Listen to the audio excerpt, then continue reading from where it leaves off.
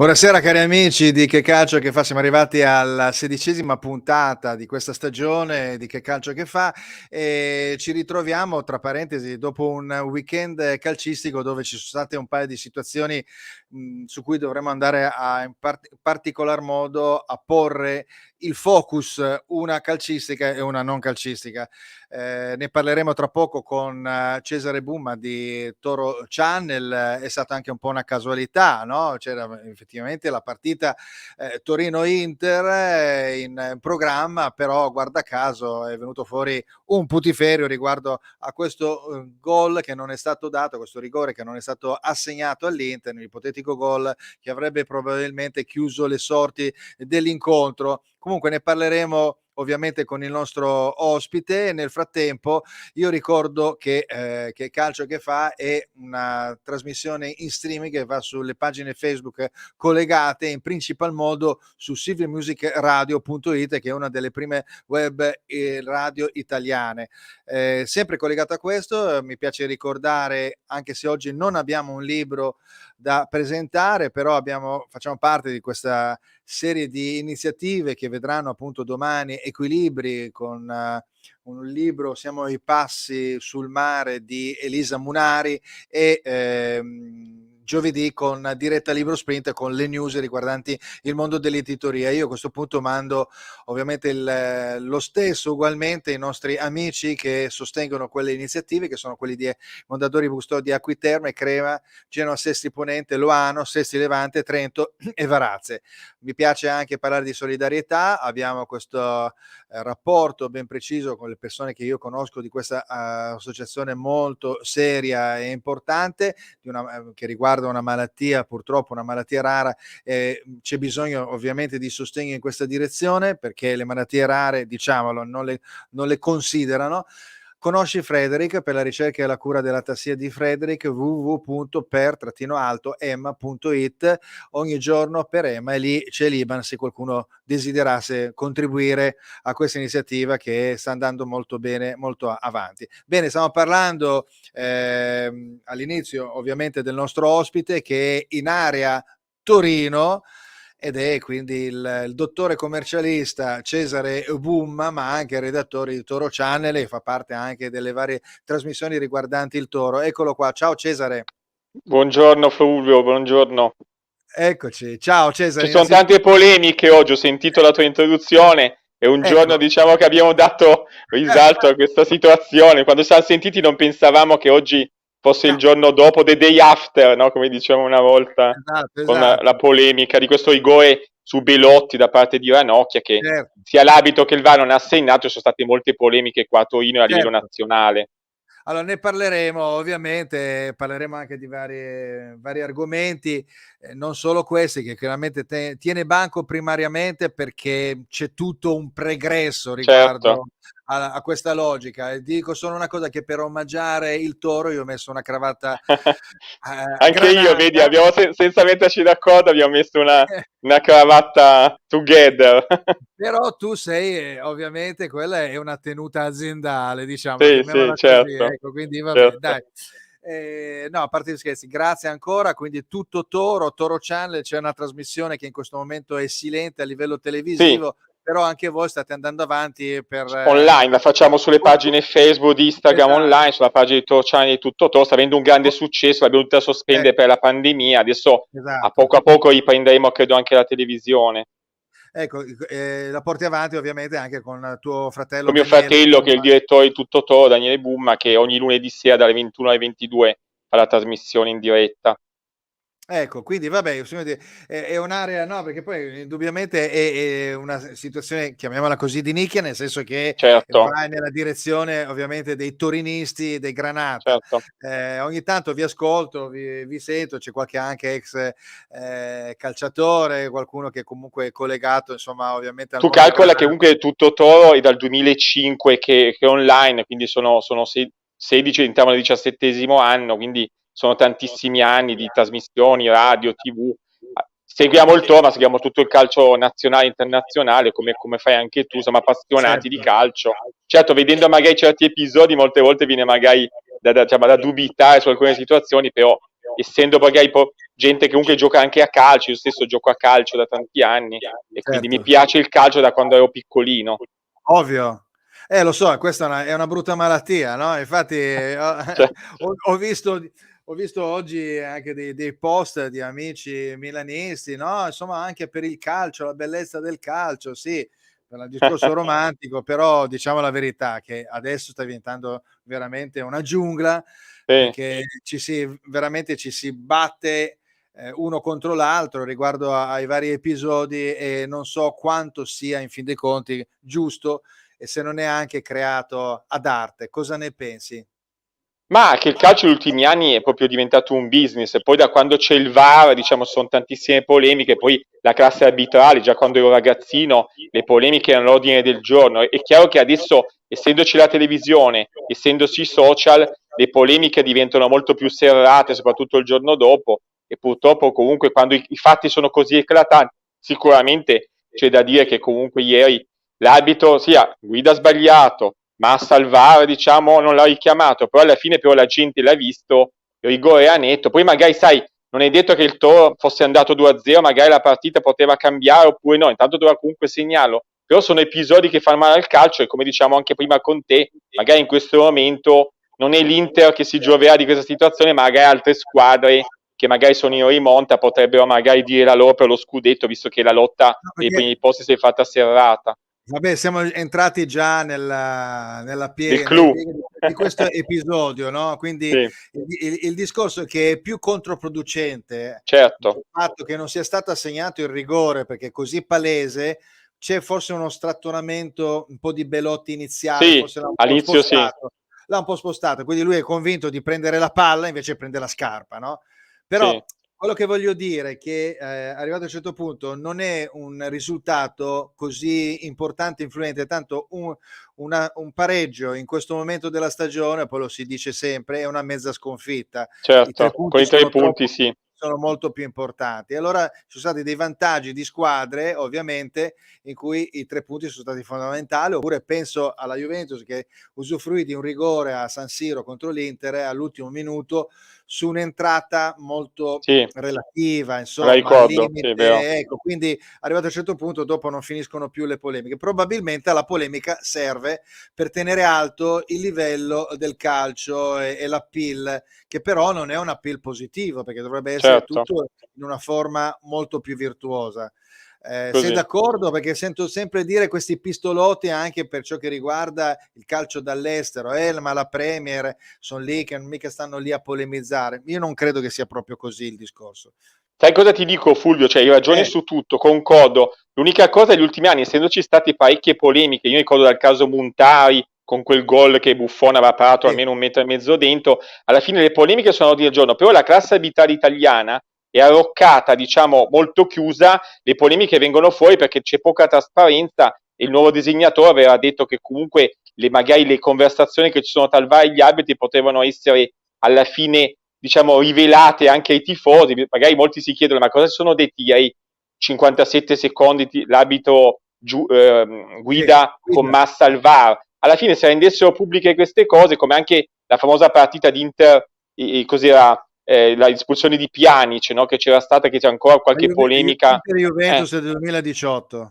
quell'espulsione lì che ha deciso lo scudetto, che c'era anche il Napoli, mi pare che lottava per lo scudetto, alla fine Sì, hanno fatto anche trasmissione delle Iene e altre trasmissioni, ma gli arbitri sì, sono arroccati, non hanno voluto nemmeno far vedere gli audio del VAR che sono stati cancellati, e per quello che c'è questa dietrologia, non essendoci trasparenza, e i tifosi certo. pensano che magari al di là di queste cose sia qualcosa che non va, perché il VAR doveva essere uno strumento in più per dare una mano agli arbitri, in questo caso non gli sa dare una mano, ma addirittura si cerca di cercare un po' di una nebbia ancora più Poi, fitta in queste situazioni. Cesare, vuoi che ti faccia vedere la mia immagine che ho prodotto per il Sì, VAR? sì, sì, sì, sì, fammi vedere. Guarda, sì, una ghigliottina, sì. Come la rivoluzione francese, no? Robespierre.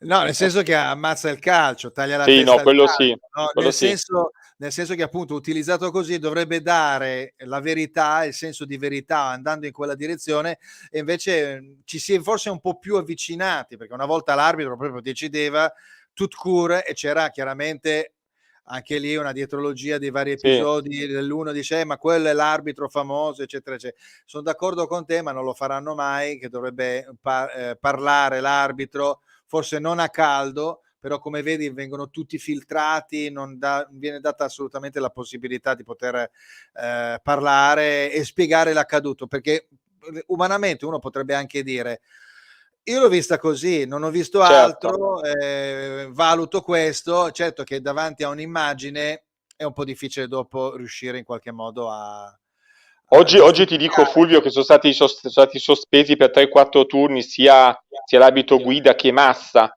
però uno dei due mi pare è stato convocato, mi pare domani o mercoledì per la partita del Chelsea, e quindi non si è potuto sospendere questa trasferta, diciamo, della partita del Chelsea, però in Italia verranno fermati per 3-4 turni dal Quindi designatore. vabbè, però mi dà l'idea che appunto venga fatto tutto per cercare di amplificare l'effetto appunto cassa di risonanza del settore, Certo. quando in realtà avremmo bisogno che la cassa di risonanza dovrebbe essere il bel gol, la bella parata, la bella giocata, quindi l'effettiva, diciamo, il core business del settore dovrebbe essere il calcio stesso. Diciamo, Fulvio, che forse lo diciamo prima, che tra 2 settimane, parlando da Torino, ci sarà l'altra squadra di Torino, dicasi Juventus, con l'Inter, in cui sarà una partita infuocata, viste le premesse, in cui si vede la Eh, Juventus in rimonta, e la Juventus perché in rimonta, e quindi Sai pericolosa. perché? Scusami, non ti pare che il tifoso sia stato educato in senso negativo e Certo. incomincia a pensare anche male che queste cose vengono fatte anche un po' d'arte perché dopo alla fine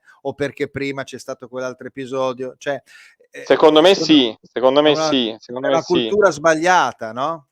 Perché anni fa si diceva, mi ricordo chi diceva che a fine campionato tutte le decisioni arbitrali si compensano, molte volte dicevi no, perché i campionati vengono decisi anche dagli arbitri, sia i scudetti che le qualificazioni in Europa, che le retrocessioni. Molte volte, poi, anni fa, quando non c'era il VAR, era molto più semplice. Adesso la situazione è molto diversa, perché comunque sono dei professionisti. Ricordiamo che gli arbitri prendono anche dei gran soldi, diciamo, per arbitrare, sono Certo, tutti professionisti, quindi non sono certo. arbitri della domenica che vanno a No, fare no. la gita parrocchiale, diciamo, e Però quindi vedi che questa è una cosa che a me non piace tantissimo, non per il fatto che non possano prendere soldi, ci mancherebbe altro, è una professione. Il problema è che davanti al VAR si genuflettono e quindi ieri è così, stato un caso, è stato forse il primo caso in cui l'arbitro non è andato a vedere, perché uno dovrebbe dire, vabbè, ma è io non me ne così, frega niente, vado a vedere, tanto dico che è rigore e basta. Magari io l'ho visto bene, che non è un rigore, e allora veramente l'episodio di ieri ha più importanza da è questo così. punto di vista, no? Perché di solito l'arbitro dice io non mi metto contro un'immagine, no? A Certo. meno Poi che, Fulvio, sai cos'è il fatto? Il fatto che comunque, avvalando anche la tua tesi, che magari anni fa un episodio del genere sarebbe passato inosservato, e l'arbitro dice decido io, non l'ho visto, magari nella confusione, anche l'arbitro comunque era vicino, però anche c'è qualcuno che ieri sera diceva in qualche trasmissione, ah ma allora cosa serve il VAR? Togliamo il VAR. Io non sono d'accordo, perché comunque si passa da un estremo ad un altro, il VAR dovrebbe aiutare, molte volte aiuta, però magari si sfruttano, come dicevi tu, questi episodi dubbi per addirittura cercare di levarlo, e lì non sarei d'accordo io su questo. levarlo del tutto magari no, è vero, però io penso anche a una cosa, che a velocità naturale, no? E il VAR può certificare con più Certo, ovviamente certezza. sicurezza determinate situazioni, però nella giocata di ieri io non voglio giustificare Ranocchia perché ha toccato il giocatore, quindi ha È stato commesso un po' fallo, però goffo Ranocchi, è è stato stato poco, goffo. però nel calcio gli impatti ci sono sempre stati. Certo, Io vado certo. anche a giustificare una cosa che non mi è piaciuta, che è stata per esempio il fallo di Giroud nei confronti di Sanchez. È stato quel Sì, momento in cui Giroud, cioè Sanchez ha toccato la palla, se l'è leggermente allungata, la stava per riprendere, però Sanchez è alto 1,70, Giroud è alto 1,90, quindi certo. l'altro arriva e lo affossa, basta che gli prenda il pallone, dice e ha preso il pallone, però nella dinamica secondo me quello lo puoi anche giustificare. Quanta percentuale di fallo c'è? Quanta percentuale poteva lasciar correre o poteva invece fischiare. E sempre su questa metrica di giudizio che uno dovrebbe andare un po' a vedere, che Sì. nel calcio l'occhio umano ha sempre dato un significato, no? Quindi magari Sì. fischi e finisce. Adesso diventa una situazione quasi da nervi tesi. Ogni Sì. situazione diventa, no? Sì. Diventa Anche perché problematica. sono in ballo, Fulvio, parecchie centinaia di milioni per lo scudetto, Certo. qualificazione Champions, quindi è sempre un fatto economico alla fine. Una decisione dell'arbitro può condizionare gli investimenti per i prossimi anni delle varie squadre. Certo, senti, io nel frattempo vedo che ci sono anche le persone che mettono un like, ho visto che anche una persona che conosci, like è arrivato da Roberta Santoro, eccola, Ah, ok, quindi sì, sì, la saluto, la saluto. Sì. ecco. Bellissimo questo, no, c'è Marco Davanzo, eccolo qua. Marco Davanzo, peccato che il mio turno di questa bellissima trasmissione sia arrivato la scorsa settimana, lui è tifoso Granata torinista, ecco, Sì, quindi l'ho sentito nominare, sì, sì, lo ecco, conosciamo, se sì. vuoi intervenire ti mando il link, quindi se vuoi dire qualcosa o inseriscili, rispondi, non ci sono problemi.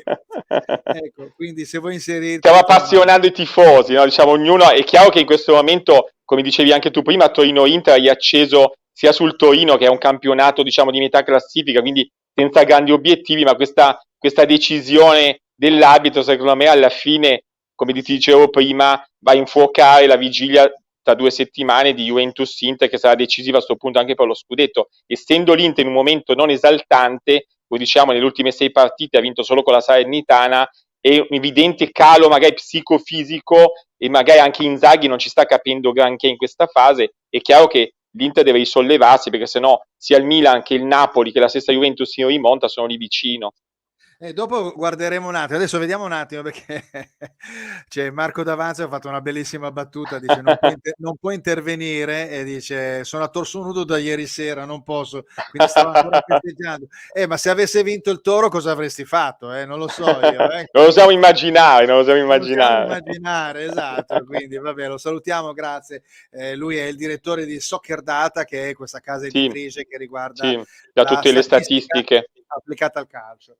Ecco, allora, vabbè, abbiamo già un po' anche iniziato alcuni argomenti, andiamo con calma, intanto vediamo Certo. i risultati appunto delle varie partite, e quindi abbiamo per esempio nella partita la 29esima giornata, Salernitana Sassuolo 2-2, Spezia Cagliari 2-0. Questa è una partita che ha creato dei grossi problemi al Cagliari, staremo a vedere settimana prossima che Con incontra il l'ex Milan. Mazzari, l'ex Granata Mazzari che ha Esatto, perso. esatto. Poi Sampdoria Juventus, una partita che poteva cambiare qualcosa, invece dopo la fine è rimasta sul binario favorevole per la Juventus. Il Milan che vince molto di misura contro l'Empoli, tra parentesi ha giocato molto bene l'Empoli, una bella squadra, Bella 1-0. squadra, sì. Fiorentina Bologna 1-0, poi abbiamo Hellas Verona che perde con il Napoli 2-1, Atalanta Genoa 0-0, e poi il Udinese Roma 1-1 con 1-1. la partita di ieri sera, ovviamente 1-1 tra Torino e Inter. Stasera si gioca all'Olimpico Lazio Venezia, che è una partita interessante perché la Lazio comunque sta mantenendo un passo a ridosso della zona ovviamente della Champions. Non credo che riesca a fare un rush finale sia la Roma che la Lazio, ovviamente le due romane, però sta facendo un campionato Diciamo che dignitoso. Sarri si sta riprendendo, Sarri con la Lazio non aveva iniziato benissimo, aveva fasi alterne la Lazio, però sta riprendendo bene adesso le ultime partite. Ecco, infatti. Allora andiamo a vedere un attimo la classifica. La classifica la vediamo, ecco, nella prima parte, quindi abbiamo il Milan con 63, Napoli 60, il 59 ce l'ha l'Inter con una partita da recuperare, sempre questa partita da Tra recuperare. l'altro, quando la recuperano? Tu hai notizie su quando recuperano col No, Bologna? Non lo so. perché c'è ancora una, non ti so Un dire, ricorso?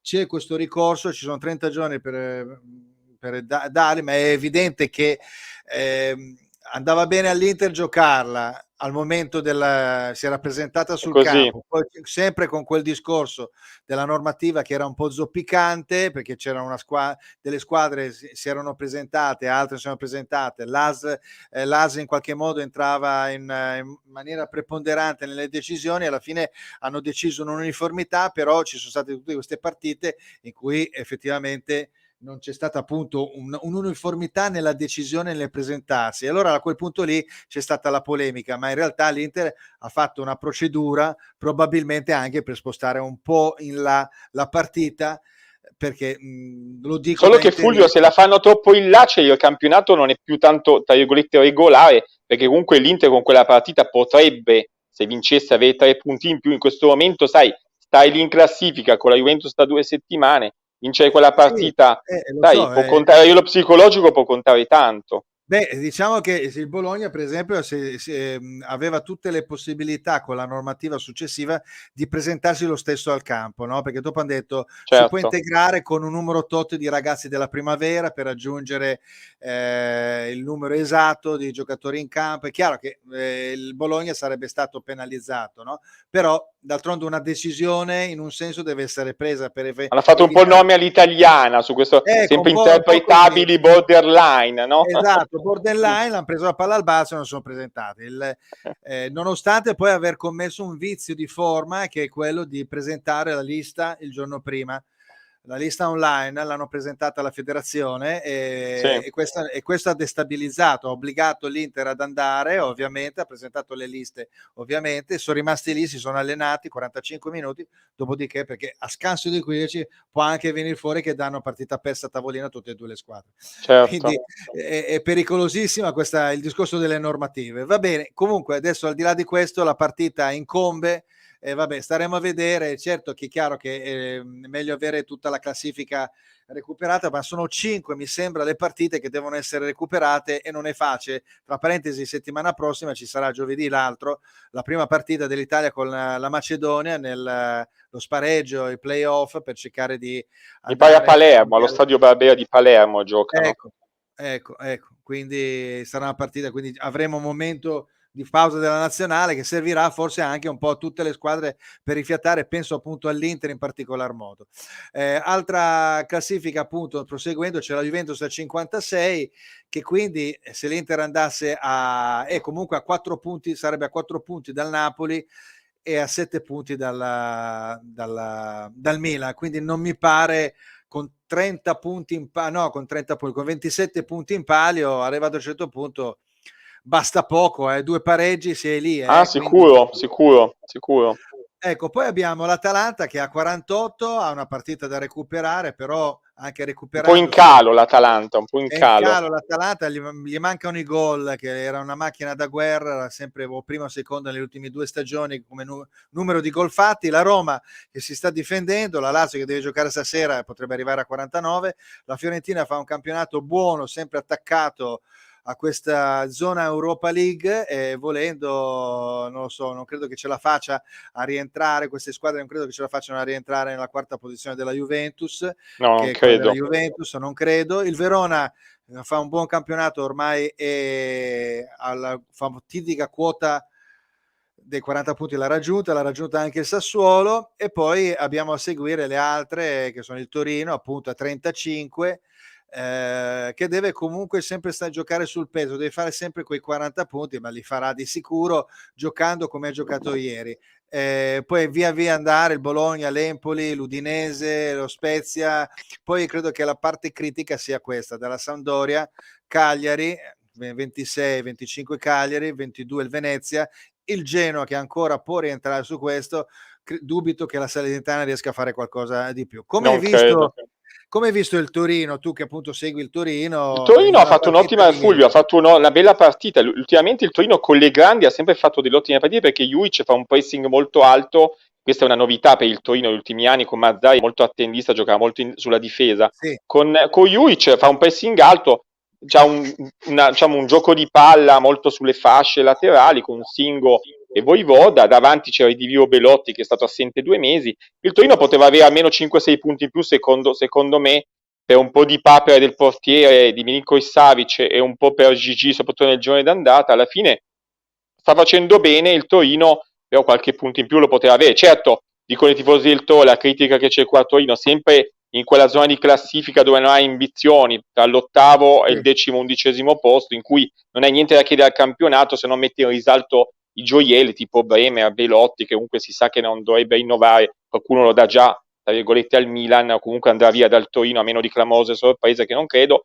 Lui ci ha dato una buona mentalità, un'ottima, diciamo, stagione, però alla fine ha detto, ha pungolato il presidente Caio per fare altri acquisti, ha detto comunque che manca al Torino quell'organizzazione che c'è all'Atalanta in altre squadre per poter ambire a qualcosa di importante a livello medio-alto, quindi parlo di Europa League che il Torino ha già fatto nell'ultima volta nel 2019 e prima nel 2015. Comunque i tifosi del Toro dopo 17 anni di Caio, 16 anni e mezzo, sono un po' scontenti perché non vedono, diciamo, qualche obiettivo e vedono sempre un po' la stessa minestra, tra virgolette. Non so da Milano, Però, visto che Caio, la sede c'è la Milano, della Caio Comunicazione, ci certo. sono interessi, c'è la Milano.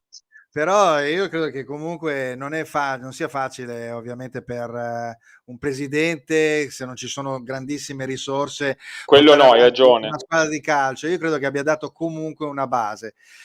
Prima non mi ricordo più chi erano i presidenti precedenti, no? C'era stato Romeo, c'erano C'è stati... stato Ciminelli con Romeo, che è il presidente Romeo, era eh, il presidente messo da Ciminelli, poi il fallimento, tra virgolette, eh, qualcuno dice un po' pilotato, perché c'era la questione stadi e le Olimpiadi. Insomma, i precedenti del Torino negli ultimi anni, Caio è il presidente più longevo degli ultimi anni, però chiaramente assicura la possibilità economica al Torino per poter navigare in buone acque in Serie A, ma manca quel salto di qualità che i tifosi del Torino vorrebbero da anni e che comunque quando c'è un'ottima stagione si va magari in Europa League, l'anno dopo si vendono i migliori e si inizia di nuovo da capo. Quest'anno secondo me il Torino ha fatto qualche investimento in più, è chiaro che come non so, anche a Milano, la pandemia che c'è stata, situazioni certo. economiche, incassi mancati, situazione magari di contratti da rinnovare, ingaggi elevati, alla fine i tifosi sono un po' scontenti.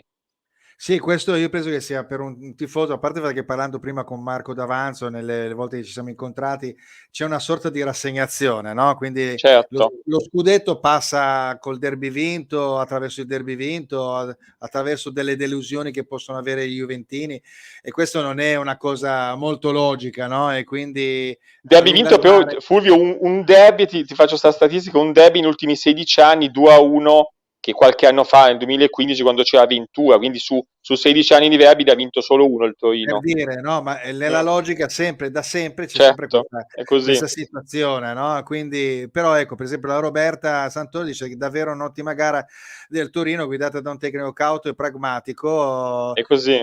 cauto non lo s nel senso probabilmente perché È bada croato, molto è pugnace, Juric, si incavola. bada molto alla fase difensiva, perché Sì, ieri sì. i 2 difensori sono stati Bremer poi è veramente un giocatore Quello è molto il gioiello del Toro che credo che quest'estate potrà andare via portando una grossa plusvalenza al presidente eh. Caio e a Petracchi che l'aveva preso. Ecco, ma senti, ce l'avete magari un po' con questo presidente, però io credo che sia No, importante più che avercela, magari pungolarlo, nel senso i tifosi sono un okay. po' No scontenti perché perché dopo tanti anni, poi sai, il problema sai qual è? Che a Torino c'è l'altra squadra, Juventus, che lo comunque so, è domina una in lungo e in largo e contrapposizione. quindi sono cugini scomodi in una città di 1 milione di abitanti che ha anche una crisi economica da anni dovuta diciamo, al problema della Fiat, ora che Certo. si chiama in altro modo, diciamo Stellantis. Certo, no, il discorso è un po' questo. No, più che altro perché c'è stato un periodo che veramente non ne potevano più. A me non è per esempio piaciuto quando con Mazzarri entrando in Europa League non fu fatta una campagna acquisti. No, E zero. Ai allora Volverdi a quella qualche giorno dalla fine, addirittura dopo Volverento, noi sì, andammo sia a Minsk che l'altra trasferta e l'ultima a Volverento, il Torino prese Verdi 2 giorni dopo l'eliminazione. Lì il Torino poteva giocarsi col Volverento, che era un'ottima squadra, noi eravamo lì in Inghilterra con la squadra. Secondo me, lì poi, ma è proprio questi segnali che i tifosi vanno a vedere, no? Alla fine, che non c'era la volontà di fare quel piccolo passetto in avanti, come dicevo prima, quel salto di qualità che poteva portare il Torino, non dico a vincere l'Europa League, ma almeno andare avanti per 2 o 3 turni. Ecco, la Roberta Santoro parlava del tecnico, bravo tecnico, cauto e pragmatico, però Juric ha fatto molto bene negli 2 anni, mi sembra abbia fatto 2 o 3 anni al Verona, Sì. e adesso vabbè c'è il Tudor che sta facendo bene uguale Tudor che quest'anno, sta Tudor. seguendo un po' la cosa, Sì, però lui, Juric è allievo di Gasperini e sì, sinceramente io credo che ci sia da parte di Cairo un po' questa logica di riuscire in qualche modo a riproporre il meccanismo che è stato vincente a Bergamo, no? Quindi sì, Gasperini, una piazza che può crescere meglio, può diciamo in qualche modo rivisitarsi anche come obiettivi e quindi a poco crescere. È chiaro che c'è un discorso di risorse che vengono a mancare, però probabilmente le risorse vengono fuori dalla cassa dei giovani, certo, dei giocatori che vengono sì. ovviamente plasmati da un'idea centrale, no? A me sembra che Juric e Gasperini riescano a dare proprio questa logica, perché guarda l'intercambiabilità dell'Atalanta, dei giocatori che vengono venduti, e bene o male, anche se quest'anno va un po' meno bene, ma perché ha problemi in attacco di infortunati vari, e quindi arrivato a un certo punto però ha sempre uno standard di gioco. Io credo che sia molto importante questo, no? Per Juric. Molto importante, sentivo Juic che diceva che comunque rispetto all'Atalanta e altre squadre che gareggiano in Europa League, il Torino deve un po' riorganizzarsi sia dal punto di vista manageriale della società che per investimenti, sia per i giovani che per un paio di situazioni. Lui vedendo dall'interno, secondo me da quasi 6 mesi, 7 mesi che a Torino, sta cercando di pungolare il presidente Caio per fare quel passo in più che i tifosi vorrebbero. È chiaro che, come dicevi anche tu prima, si parla comunque di investimenti da fare in un momento in cui incassi e botteghini non sono, diciamo, esaltanti, Certo. la pandemia ha buttato giù tutta una varia di situazioni di sponsorizzazione e altro, e quindi sinceramente in questo momento i presidenti di tutte le squadre cercano anche altre risorse, perché comunque la pandemia ha buttato ovviamente il sistema calcio italiano in una grossa difficoltà. È vero, questo purtroppo ogni tanto non ce lo stiamo anche dimenticando, È no? così. Quindi Io eh, seguendo le aziende, essendo dottore commercialista, eh, come dicevi anche tu prima, insomma, in questi ultimi 2 anni sento tante problematiche degli imprenditori, che sia dal punto di vista fiscale, sia da altre parti per la crisi, insomma, finanziaria che esiste, rapporti con le banche, rapporti con i dipendenti, adesso c'è l'aumento del petrolio, del gas, e comunque le aziende fanno fatica, e quindi anche i presidenti di calcio che sono imprenditori, che hanno delle proprie aziende, devono far quadrare un po' il cerchio della situazione. beh, ricordiamoci anche 2 anni fa che c'era stato un discorso di, come si dice, di, ricondizionamento dei pagamenti dei Sì, vari stipendi che venivano sì, quindi in qualche modo, dilazionati. spalmati Sì. dilazionati o spalmati in 2 anni o in 1 anno o decurtati in parte per dopo essere ridati più avanti. Insomma, è un momento difficile questo, Anche perché quindi Fulvio, riferito a questo, soprattutto quello che dice la crisi finanziaria, il calcio sta in piedi grazie anche al sistema dei diritti TV, diciamolo, perché se non c'erano DAS e Sky, magari tutti questi contratti che si fanno ai calciatori plurimilionari, magari non potrebbero essere assicurati. Adesso c'è stata questa polemica quest'estate del passaggio a DAS nei diritti, nella maggior parte, che sta creando anche problemi di visibilità e i problemi tecnici che ha questa TV, ma è chiaro che senza quegli introiti il calcio andrebbe in grossa difficoltà. e questo è una vecchia storia, anche perché poi riguarda, per esempio, prendo sempre l'esempio della Premier che ha i soldi delle TV cinesi, hanno veramente tantissime risorse, e poi anche nel periodo successivo alla Super League, che era stata in qualche modo palesata, successivamente Boris Johnson ha riconvocato le squadre, che erano le 6 squadre che si volevano staccare, e gli ha dato qualche soldarello. Quindi Sì. c'è un discorso in cui Per la deve questione della entrare anche Superlega anche, no? Quella questione della polemica esatto, sulla la Superlega, Superlega. quindi devi cercare di incentivare, cercare di migliorare un po' le cose. Credo che recentemente ho avuto una notizia che lo Stato ha dato 270 milioni Eh beh, al calcio italiano, ma è pochissimo, è veramente molto, ma molto poco.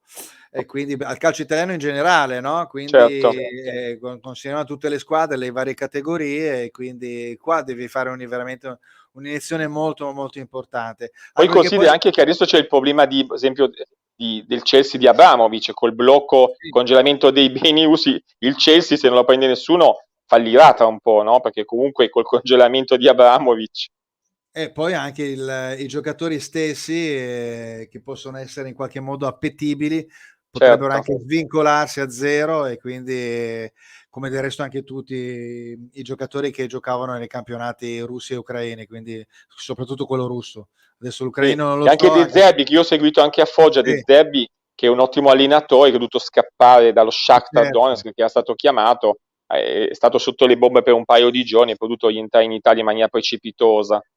Ecco, senti, abbiamo adesso un attimo di una piccola parentesi che riguarda invece, perché sua figlia Giada Bellugi mi ha mandato Ah, questa immagine che riguarda l'Inter Club Alta Garfagnana, è lieta di organizzare cerimonia e pranzo di introduzione del club a Mauro Bellugi domenica 27 marzo ore 12. L'evento e il conseguente pranzo si terranno eccetera eccetera eccetera, e anche sulla pagina Facebook, se qualcuno vuole andare a vedere, c'è la possibilità quindi di poter presenziare. Ci saranno ovviamente i familiari, la Giada, gli amici, anche calciatori che hanno avuto un collegamento con indimenticabile Bellugi. questo Mauro, insomma, il grande stopper della nazionale, dell'Inter e del Bologna e del Napoli. Ecco, quindi senti, invece passiamo un attimo all'altra situazione, visto che già siamo arrivati alle 17:37, prima di parlare di altri argomenti più inerenti al calcio, parliamo proprio un attimo, perché non voglio dare neanche tanto spazio, però devo dire la verità che questa cosa qua la trovo scioccante. Ah, per Quindi carità. qui Questa è terribile sta cosa, del abbiamo le Verona. coordinate di Napoli, e con la curva sud. Ecco, io voglio sapere, la cretineria ormai fa parte del nostro mondo, che va a toccare il trash e la mancanza di cultura, però qui la cretineria dovrebbe essere in qualche modo stoppata, ecco, veramente Guarda, basta, io ti perché dico una non ne può cosa, più. ti dico, essendo di origine pugliese, seguendo anche il Foggia per Sì, passione personale, ho sì, seguito nel 2019, a fine maggio 2019, Verona-Foggia, che è l'ultima partita di campionato di Serie B, in cui il Foggia lottava per la retrocessione, il Verona doveva andare nei playoff, ed ero in tribuna stampa con tanti altri colleghi, con l'amico Franco Ordine, che anche lui è di origine sì, foggiana, che segue il Foggia, sì. e c'era un clima ostile fortissimo, poi un clima proprio che ho trovato in pochi stadi, diciamo così, così ostile come a Verona, proprio un ambiente proprio abbastanza brutto, devo dire, proprio non mi sono mai trovato in una situazione così, proprio una sciatteria, una situazione proprio così, di volgarità gratuita, ecco, volgarità gratuita, quindi Sì, non mi perché ma sì, stupisce. è la stupidità umana, no, perché non basta, forse non si son resi conto di quello che sta capitando, e che speriamo non accada, perché le situazioni non sono le più rosee possibili. Va bene, quindi chiudiamo questo, spero che la società si è già ovviamente, dissociata. Arriva qualche multa, qualche squalifica del campo, magari da parte della Lega. Però tanto a loro cosa interessa? Sono dei cretini, Continuano, rimarranno a essere continuano. dei cretini. Io non lo so, mi piacerebbe veramente che la società prendesse certe volte, come è capitato in tutte le squadre, parlo anche dell'Inter, prendere Certo. diciamo di più la distanza da certi personaggi che poi si conoscono e sono in curva. Certo. Va bene, chiudiamo questo argomento, andiamo a vedere un attimo la posizione delle prime in classifica. Adesso voglio da te un'analisi. Non ho la tabella delle partite perché l'avevo fatta già qualche settimana fa. Ti faccio vedere le partite dell'Inter, del Milan e del Napoli Sì, da qui fino alla fine del campionato. Guardale un po', ma sì. senza andare nello specifico, e vedi alla fine qual è. Dammi un ordine logico di queste tre squadre, fermo restando che la Juventus ovviamente si è fatta È in sotto. ripresa, È ripresa. in ripresa, in Ecco, rimonta. in rimonta. Allora, qua abbiamo, dopo il Torino-Inter, alla quarta voce, abbiamo un Inter-Fiorentina in casa, abbiamo poi la famosa Juventus-Inter, un Inter-Verona, che è sempre difficile come squadra da incontrare, Spezia-Inter, il ritorno della Coppa, di ritorno di semifinale di Coppa Italia, abbiamo poi Inter-Roma, Mourinho viene a San Siro, Udinese-Inter, Inter-Empoli, Cagliari-Inter e Inter-Sampdoria. Io dico che queste ultime due partite potrebbero essere molto pericolose, oppure potrebbero non dire nulla. almeno o l'una o l'altra, nel senso che il Diciamo che il Cagliari... calendario dell'Inter è piuttosto tosto, diciamo, non è un buonissimo calendario, perché in contraparte magari il Cagliari bisogna vedere che magari fino all'ultimo lotterà, la Sampdoria probabilmente no, però le altre partite che vedo che tu hai messo in sovraimpressione sono Sì. comunque partite di squadre che hanno sempre obiettivi, diciamo, perché sia lo Spezia che comunque la Roma, che l'Udinese, il Ecco, Verona. secondo te una squadra come l'Empoli arriva a San Siro e non si gioca la partita? Con Ormai è Andreazzoli se la giocherà, perché Andreazzoli è un eh, attore che va a giocare in casa e in trasferta allo stesso modo e si è quindi visto comunque se la ieri, l'altro giocherà. giorno con il Milan, no? Che quindi è stata... Poi c'è lo Spezia con Thiago Motta, che però comunque sono sempre lì a cercare punti. L'Inter Certo. Roma, e qua c'è un discorso legato a Mourinho, e non è semplicissimo. Vabbè, insomma, quindi tu lo reputi Ma discretamente diciamo che complicato. l'Inter cioè, secondo me come organico è la più forte, però su Inzaghi, come dicevamo prima, ultimamente ha fatto comunque l'unica vittoria che ha vinto con la Salernitana 5-0, ma la Salernitana è un po' tra virgolette spacciata. No, è in calo psicofisico, bisogna vedere la tenuta mentale della squadra ed essere bravo Inzaghi a ritrovare diciamo, la continuità della squadra, perché comunque presi uno per uno, secondo me l'Inter è la migliore. Poi Milan Adesso, comunque prego, prego. No, dico il Milan secondo me è inferiore, anche se magari vince tante partite di misura, diciamo come rosa è inferiore. Il Napoli delle partite decisive non credo che alla fine lo scudetto, perché le partite decisive le fallisce sempre.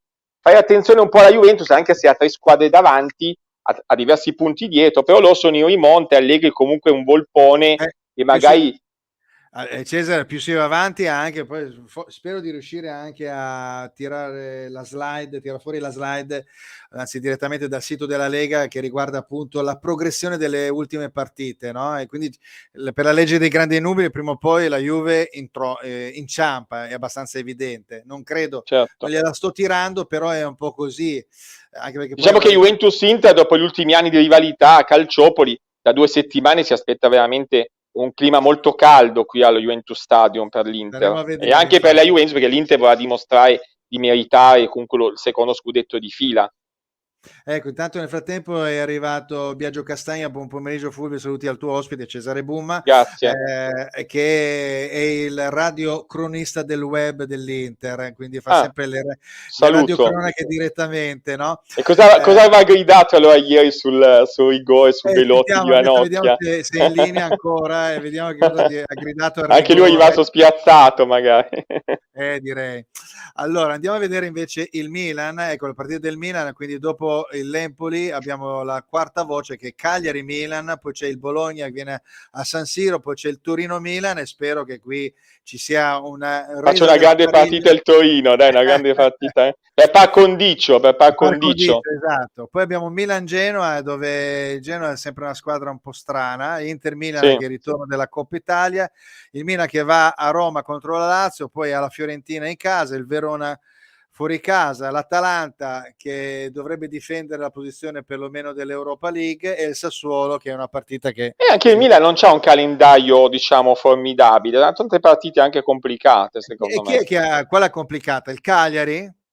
Cagliari deve Il lottare per Cagliari. la salvezza, la Lazio comunque deve andare in Europa League, la Fiorentina magari potrebbe giocarsi ancora qualche chance il primo Il maggio, Toro? il Il Toro? Verona, Toro, il Verona potrebbe essere già salvo senza obiettivi, l'Atalanta potrebbe giocarsi ancora qualche cosa all'Europa League, il Sassuolo deve essere a metà classifica, quindi secondo me l'ultima partita non fa l'inverosimile, diciamo. Allora, vediamo un attimo, togliamo questo, aspetta il banner. Magari se c'è il Napoli, magari il Napoli, però bisogna capire il Napoli, le partite chiave magari le può perdere. Ecco, Biagio Castagno sul gol, sono rimasto spiazzato per come inizia, si è fatto a sorprendere. Quello sì, No, quello ha ragione, quello ha ma ragione. tu intendevi dire il rigore. Rigore, sì.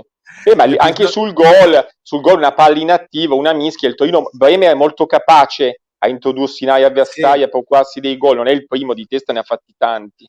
però è strano, se ci pensi, perché arrivato a un certo punto ha sempre dei giocatori alti che vanno, i È difensori che così. vanno sempre in attacco sui calci d'angolo, si erano messi male. Vediamo un Anche attimo, vediamo. Andanovic è criticato ultimamente ai Sì, tifosi beh, però dell'Inter, mi quelle palle fa. lì non è che sono facilissime Sì, è da vero. prendere. Biagio Castagna, ma a questo punto preso quando ormai nessuno ci credeva, lo vedremo a fine campionato, cosa vuol dire? Ha ragione, infatti lo dicevo Quello con i miei sicuro, amici quello è in vero. chat, È vero. prendere un punto è sempre un punto, anche perché poi se ti ricordi recentemente hanno criticato Allegri quando è andato a San Siro contro il Milan, che ha fatto una partita senza praticamente un tiro in porta, è finita 0-0 e diceva, arrivato a un certo punto, abbiamo preso un punto, ha fermato infatti il Milan, la Juve era in fase di ritorno, si stava leccando le ferite, alla fine quel punto lì ha un valore, perché il Milan non ha preso i 3 punti e tu hai mosso la classifica. Aspetta che qua continuano a scrivere. Roberta Santoro: la gestione del calo psicofisico è molto delicata, il nostro tecnico deve lavorare secondo me senza imprimere un carico emotivo eccessivo. Ha ragione. Perché Inzaghi comunque Inzaghi anche alla Lazio ha avuto anche dei gironi di ritorno, l'ultima parte di campionato ha sempre avuto un calo, diciamo. 2 anni fa era prima con la Juventus, dopo la pandemia, dopo sono ritornati a giocare, è implosa. Vabbè, allora quindi come calendario fino adesso tra Inter e Milan è più complicato quello dell'Inter. Sì, siamo lì, forse sì. Vediamo quello del Napoli, quindi il Napoli dopo il Verona a Napoli c'è Napoli-Udinese, poi va a Bergamo contro l'Atalanta, alla Fiorentina in casa, la Roma in casa, Empoli fuori casa, il Sassuolo fuori casa, il Torino, e qua mi raccomando voi. Quindi il Torino incontra tutte, ma vedo anche che calendario simile anche del Napoli con quello di Inter e Milan, cioè molte squadre sono quelle da Roma, il Napoli, il Sassuolo, sono squadre... Napoli-Genoa, Spezia-Napoli, però bisogna vedere anche quando le vai a incontrare, perché lo Spezia-Napoli per esempio potrebbe essere una partita senza problemi, che non conta più.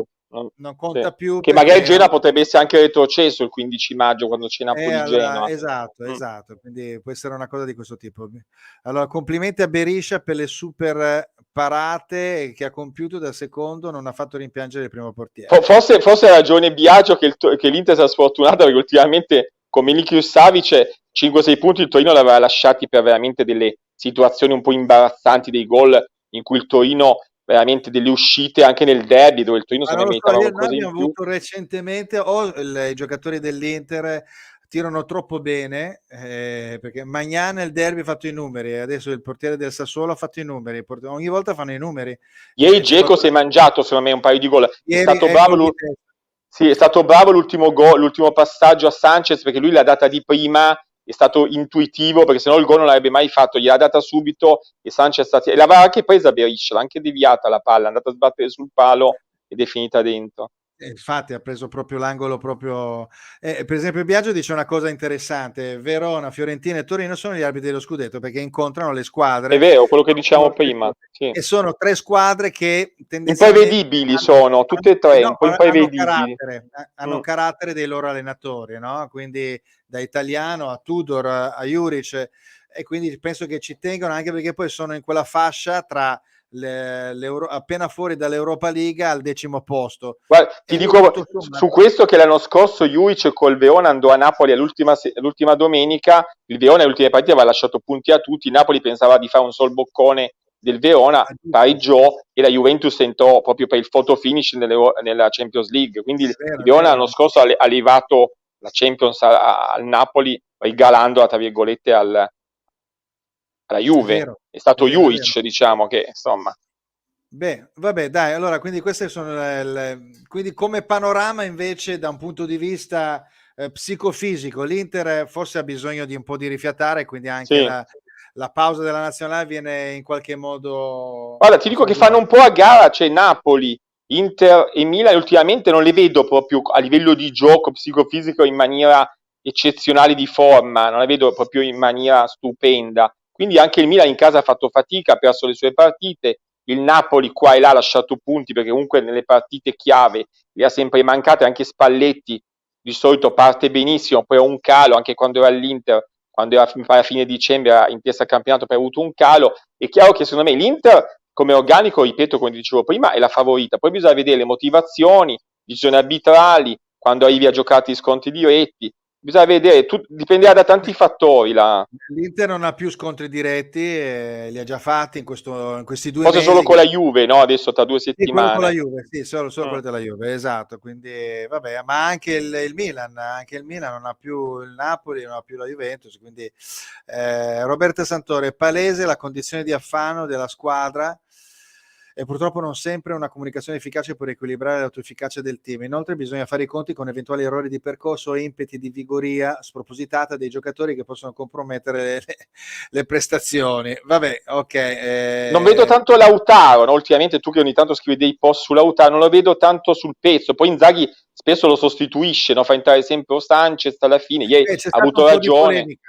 C'è stato un po' di polemica perché qualche giornalista in area interista ha detto perché togli comunque una punta, cioè alla Certo, fine forse c'era Correa che aveva bisogno sui lanci lunghi e poteva scattare, però non ha preso più di 2 palloni, 3 no, palloni, ha giocato zero. veramente poco da quel punto di vista. Quindi tutto sommato l'affinità che c'è tra Lautaro e Dzeko, che in qualche modo è chiaro che non è una coppia come Lukaku-Lautaro, che era straripante l'anno scorso, Ieri però partiva, sai che cosa Fulvio? Partiva tanto l'Inter a centrocampo perché il Toro con Pobega e Mandrago ha fatto bene. Mancava Brozovic che come è fondamentale, essendo il regista difensivo dell'Inter, e Vecino non è la stessa cosa, l'hai detto anche tu prima, e l'Inter a centrocampo ha fatto fatica.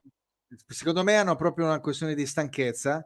Sì, Infatti ha tolto Bastoni che era in odore di seconda ammonizione, perché vuol dire che fai un intervento in ritardo e lo sbattono fuori, o l'altra lo stesso può essere Lautaro che ha giocato tante partite. Comunque vabbè, è un periodo di poca freschezza fisica, sta un po' rientrando da quel punto di vista. sì. Comunque al di là di questo, anche Dzeko era stato risparmiato per esempio contro il Liverpool, quindi hanno ragione, sono veramente con di difficoltà dal punto di vista fisico e atletico, quindi probabilmente la pausa cade a fagiolo. Come cade a fagiolo comunque rimettere a posto, rifiatare un po' tutte le squadre, quindi credo che Sì, sia interessante tra 3, ormai 20 giorni, magari saranno anche meno di 20 giorni, però ci sarà appunto 15 giorni, si riprenderà il campionato dopo questo prossimo turno. Vediamo le prossime sì. partite, andiamo a vederle. Qua c'è sempre il mio solito giochino, le metto un po' come in ordine di importanza, e poi mi dici quale partita andresti a vedere, eccetto quella del Torino, ecco, così Ok, simpaticamente. Eccola qua, la 30ª giornata della Serie A, abbiamo Inter-Fiorentina, Cagliari-Milan e Napoli-Udinese. Sono le prime 3, le metto sullo stesso livello. L'Inter incontra la Fiorentina che è una gatta da pelare, il Cagliari incontra il Milan, per il Milan non è facilissimo, però il Cagliari è molto altalenante. Il Napoli incontra l'Udinese che non ha poi tantissimo da dire, e il Napoli comunque in casa ha un bel possesso palla. Poi metterei ovviamente anche Juventus Salernitana, visto che sono le prime 4 squadre, però la Juve sinceramente non posso pensare che lasci punti alla no, no, secondo me Salernitana. no. Secondo me no. Come ordine di importanza in questa quarta posizione c'è il derby romano, quindi Roma-Lazio, perché comunque sono a ridosso della zona Champions, si stanno combattendo tutti e due alla pari quasi per l'Europa League, e poi abbiamo Venezia-Sampdoria che è una partita della paura, perché Sì, sì. Venezia, se la Samp perde e prende punti il Venezia, a parte il fatto che stasera abbiamo anche la partita con la Lazio, vabbè, probabilmente non Dovrebbe so se vincere forse stasera col Venezia, se me la Lazio potrebbe vincere. esatto, quindi il Venezia è a 22 punti, potrebbe avere qualcosina di più. Andrebbe a prendere la Sampdoria ed è una partita che giocheranno alla morte quelli veneziani. Poi a seguire Genoa, Torino e Bologna-Atalanta, che sono interessanti perché il Genoa comunque è una squadra che deve recuperare punti, il Torino non molla, deve Diciamo fare che Torino-Genoa, ti dico, tanti sì, anni fa, l'ultima retrocessione del Toro in B, l'ultima partita fu Torino-Genoa 2-2, gol di Milito che prima di andare all'Inter pareggiò. I tifosi del Torino se la sono segnata al dito, anche se c'era un gemellaggio negli ultimi anni col Genoa, però da quando c'è stato Preziosi, quella retrocessione non è mai stata digerita. sono passati 13 anni, 12 Sì. anni. Però i tifosi del Toro col Genoa se la sono Se segnata. la sono segnata, ecco. Sì. Poi abbiamo sempre in quella fascia verde il Bologna con l'Atalanta.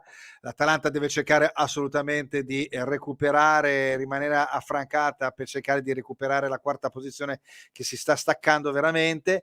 E poi le ultime due che non hanno molto da dire perché sono molto interlocutori, sono abbastanza simili anche come punteggio. C'è una squadra attorno ai 40 punti come il Sassuolo e il Verona con 41 che incontrano due squadre in cui lo Spezia sta cercando comunque di uscire fuori dal guano, ecco, chiamiamolo così. E Thiago Motta sta facendo bene comunque, per essere un'esperienza, una squadra per lottare per la retrocessione. Thiago Motta alla Spezia non sta facendo male. Si è parlato di una sua sostituzione qualche mese fa, dopo Natale, invece qualche partita buona sta facendo. Andrei, tornando alla domanda tua di prima, andare a vedere Cagliari-Milan, vorrei vedere il nostro ex Mazzari col Milan, perché Mazzari ha perso ieri e quindi sicuramente aspetterà. Lui è uno che studia molto gli avversari, gioca molto dietro, difesa massiccia, partita palla avanti e pedalare. Sicuramente Milan farà fatica col Cagliari, perché Mazzari è uno che comunque si difende a spada tratta.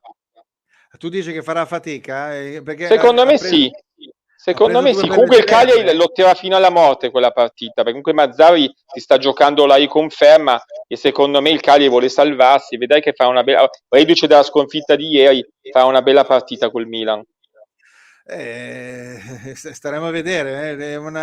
Stava prendendo una buona china e invece c'è stata questa sconfitta con lo Spezia, vabbè, dove appunto, come dici tu, Thiago Motta sta facendo molto ma molto bene. Quindi andresti a vedere questa del Cagliari-Milan. Sì, Cagliari-Milan. Ok, invece Biagio, che ci sta sempre seguendo, lo ringraziamo, gioca con Roma-Lazio. noi e dice per lo spettacolo Roma-Lazio. Sì. Per lo scudetto, corso scudetto a Cagliari-Milan, mentre di sicuro commenterò Inter-Fiorentina e vabbè, questo lo sappiamo. Per Roma-Lazio E per lo spettacolo non lo so, perché quest'anno Mourinho, diciamo, e anche la Lazio non è che hanno fatto vedere del gioco stratosferico, erano più sulla carta che sul campo, diciamo, finora, perché ecco, però Mourinho qualche ecco, scopola l'ha presa.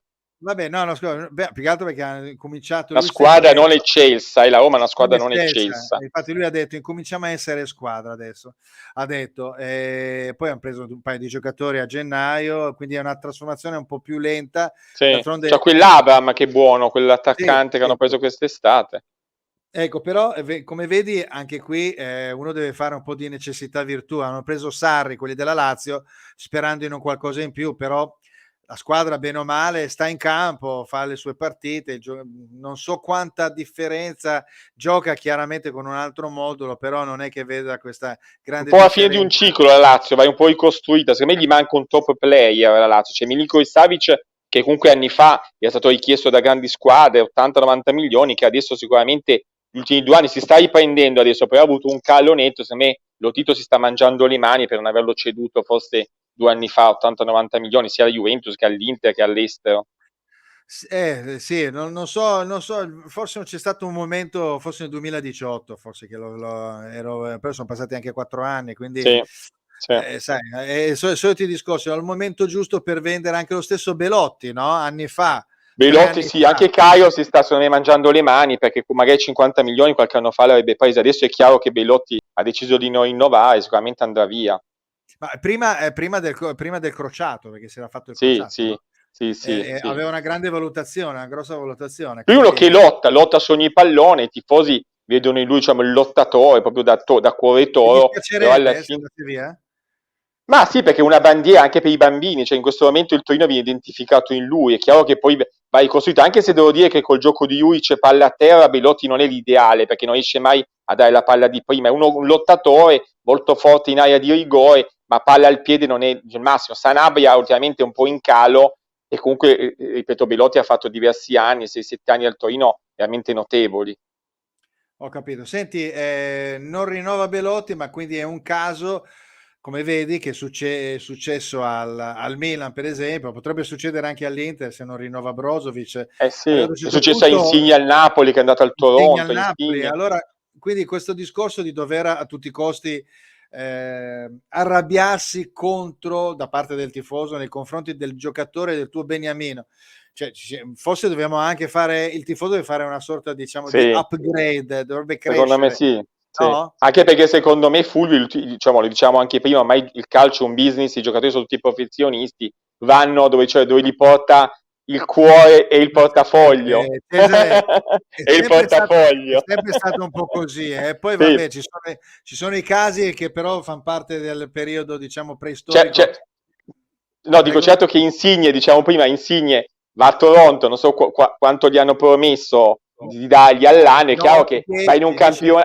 va in un campionato che non ha risalto mediatico, però comunque vai lì diciamo, per fare il contratto della vita e chiudi la carriera in Canada, come ha fatto Long John Chinaglia, no? Mi ricordo quando era... Però in altri tempi è chiaro che adesso ognuno magari se ricevesse un'offerta di tale portata ci penserebbe, però è chiaro che in questo momento, insomma... Davanti a un'offerta del genere, penso che anche un presidente, il presidente più Glielo volonteroso. portava lui in macchina, forse, il Insomma, dai, no, presidente. vabbè, no, vado in macchina no, perché non ci guadagna nulla, perché lo perde a zero, però, cioè, 10 milioni annui, non so, credo per 4 anni, mi sembra Certo, una cosa pazzesca, non puoi sì. rifiutare. No, E no, no. quindi, e Sono poi cifre anche, insostenibili per i bilanci dei club, soprattutto perché comunque si parla di un campionato italiano che negli ultimi anni si è depauperato, il livello comunque si è abbassato rispetto a abbiamo perso Ronaldo, abbiamo perso altri campioni, secondo me il livello tecnico si è molto abbassato rispetto a qualche anno fa. Questa, diciamo, una mia opinione vedendo un po' le partite. È chiaro che però in questo momento degli ingaggi così alti sono assicurati grazie anche a quello che dicevo prima, al contatto delle televisioni. lo so, sono cambiate tante cose, però è anche vero che bisogna cercare di avere, di crescere, di mantenere una nostra Certo, identità. In fin dei conti il calcio certo. italiano ha una sua identità. Stavo facendo vedere, devo preparare un articolo. Guarda, a questo punto qua faccio un upload velocissimo, questo per farti vedere il calcio italiano, com'è poi un calcio che ha una certa... vediamo se riesco a schermata, è questo? No, eccolo qua. Ecco questa bella tabella presa da Wikipedia, eccola qua. La classifica per allenatori. Questi qua sono gli allenatori che hanno vinto di più al mondo E da Ancelotti quando... adesso ha eliminato il Paris Saint-Germain, quindi gli sceicchi dalla Champions, quindi si è preso un'ottima rivincita per chi lo dava per cotto, no? Allora, Gli ultimi questa è la anni. classifica delle coppe europee vinte dai vari allenatori. Guarda chi c'è. Ancelotti in primo in classifica, poi c'è Alex Ferguson, Del Manchester terzo, United. terzo Giovanni Trapattoni, quarto Arrigo Sacchi, poi Trapattoni me lo ricordo bene.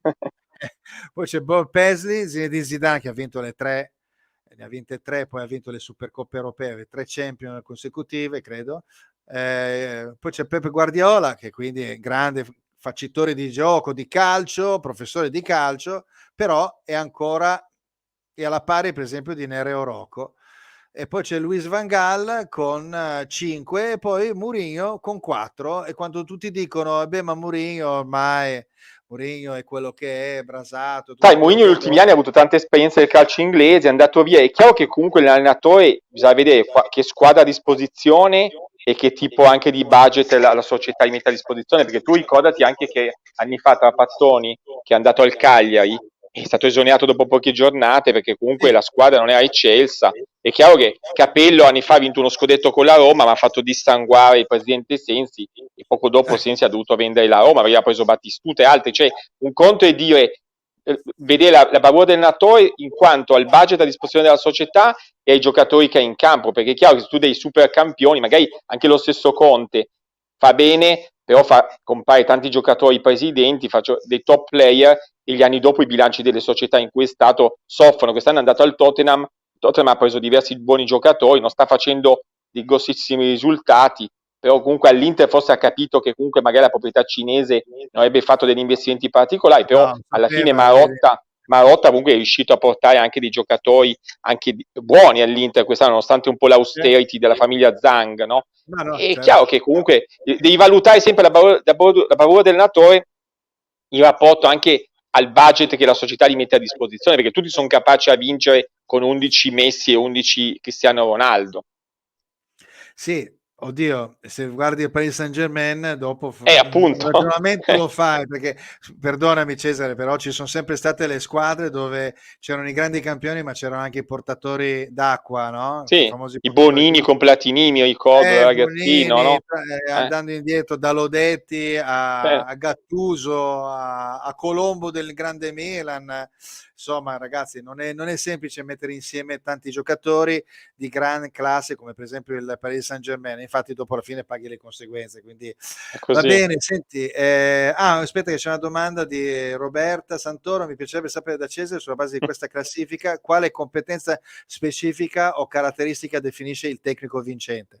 Ma sicuramente allora, un tecnico deve essere preparato sul piano tattico, essere bravo a motivare i giocatori, perché alla fine negli ultimi anni gli allenatori sono più che altro gestori dello spogliatoio, no? Quello che si dice negli Motivatori. ultimi anni, motivatori. È chiaro che deve essere anche capace a dare una visione. A me piacciono allenatori che hanno personalità, che danno anche un gioco alla squadra. Vedo la mano dell'allenatore quando vedo determinate Certo. squadre, quando vedo altre squadre che non hanno né capo né coda, non so, tipo, adesso ho visto Mazzai gli ultimi anni, a me non piaceva. Mi piace un allenatore che giochi all'attacco con un 4-3-3 o comunque un allenatore che motiva i giocatori e si vede comunque una trama di gioco che poi perde le partite sia in casa che fuori, ma vedi comunque il gioco fluido sia in casa che in trasferta, è così che la vedo io. Piacerebbe uno come Conte allora.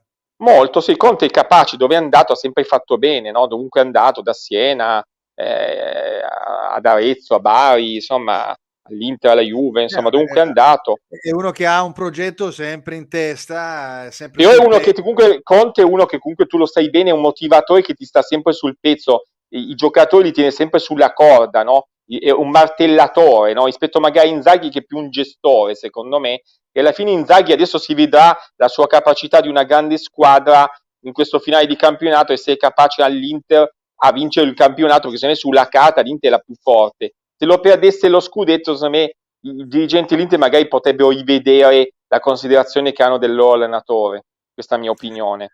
Bene, ok, senti, siamo arrivati alla fine. L'ultima discorso che riguarda la nazionale, la tua sensazione, ti fermo solo sulla sensazione, nessun pronostico. Ma sensazione che potrebbe qualificarsi, adesso visti gli avvenimenti mondiali, con l'esclusione della Russia, alcune squadre che vogliono giocare con la Russia per i mondiali, sulla carta potrebbe facile, ma non è facile. Secondo me Mancini rischia tanto dopo aver vinto l'Europeo, è un po' un boomerang se l'Italia non andasse ai mondiali per 2 campionati mondiali consecutivi dopo quello della Russia, sarebbe un bel colpo per il calcio italiano andare ai mondiali per 2 volte Però consecutive. sai, non sono andati gli inglesi nell'inizio degli anni 70 per 2 Ok. volte, quindi possono Poi magari anche si non. gioca magari a fine anno, non a luglio, quindi si gioca a fine anno, il campionato inizia prima, poi viene interrotto in Qatar, quindi magari in questo Mamma momento mia. bisogna vedere anche la situazione mondiale, cosa succede. Mamma Vedremo. mia, che disastro fare un mondiale a fine anno al caldo con gli stadi refrigerati. È così, è così. Vabbè. Senti Cesare, grazie per la chiacchierata, è stato Grazie a piacevole. te Abbiamo Fulvio, parlato grazie a te. Un saluto a ovviamente. tutti gli amici che ci hanno seguito. Grazie. Abbiamo parlato di Torino, di tutto, insomma, quindi alla prossima, quindi c'è la Grazie possibilità mille. anche di incrociarci. Grazie ancora a Cesare Buma di Toro Channel, tuttotoro.com. Va bene, Grazie. grazie. Ciao Buona Cesare, grazie. serata Fulvio, Ciao, grazie a te. ciao, ciao. Ciao, ciao. Ciao, ciao. Bene, io ringrazio ovviamente chi è intervenuto, dei vari amici come Vincenzo Sollito, Roberto Santoro e Roberta Santoro e Biagio Castagna.